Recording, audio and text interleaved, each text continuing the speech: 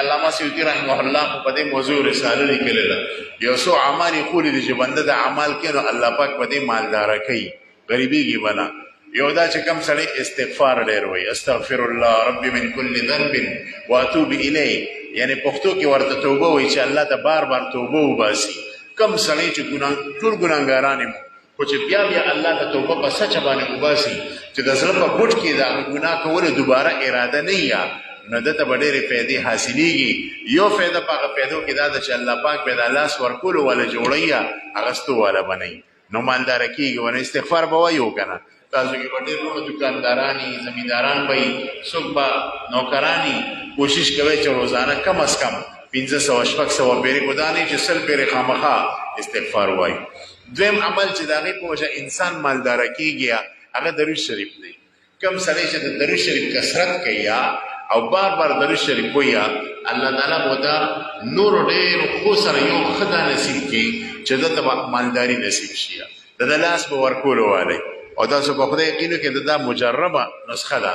ډېرو کسانو ته ما د درود شریف د کثرت فعل ښولی دی، الله پاک ورته مالداري نصیب کړی. علما یو نسخه لیکلې ده چې کوم سړي باندې قرضونه ډېر دي، کوم سړی غریب یا وی دې د ماسخوتن د مونځ د بس قبلې په مخ باندې کېږدي او 500 پیرې د درود شریف وایي. هغه کو هر قسمه درود کو لنډې کو اوږدې کوم چې ستا ذوق ته نږدې علماو نه ته زده کولی شي. وی څوک چې د دې اهتمام کوي د ده نه به قرضونه هم ختم شي او الله پاک به د ده لاس ورکولو والا جوړ کړي.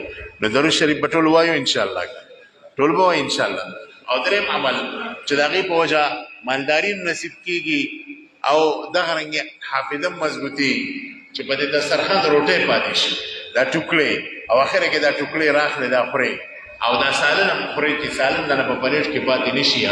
ویده ته به الله تعالی یو دا رزق نصیب کړي چې حافظه به قوي شي، ذهن به مضبوط شي، خبره به نه یېري. ډېر ملګري داسې نن سبا هغوی د ما نه خبره یېري او تاسو کورونه کې ویلی شئ زنانو ته دا مرضونه ډېر لاحق دی، هغوی باندې یېرېدل ډېر غالب وي. نو چې کومه کس دغه دسترخوان باندې پاتې ټوکړې خو د ذهن به تیز شي. دویم عمل دا، دویم فایده دا ده چې د ده ته به الله پاک مالداري نصیب کړي، د ده په رزق کې به برکت راځي چې په دسترخوان باندې دا پاتې روټۍ خوري. او بل عمل چې کوم سړی حج او عمره ډېره کوي الله پاک به مالداري نصیب کړي. د حج او عمرې غریب به تاسو نه لیدلی.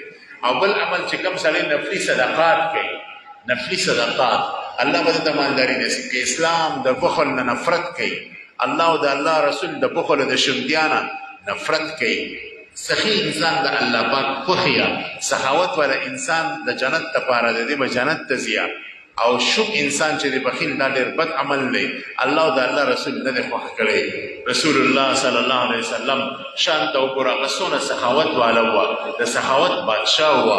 هغوی به دونه سخاوت کو چې دا هر څه به یې شیندل بالکل په خپلو ملګرو، په صحابو، په غیرو خلکو باندې.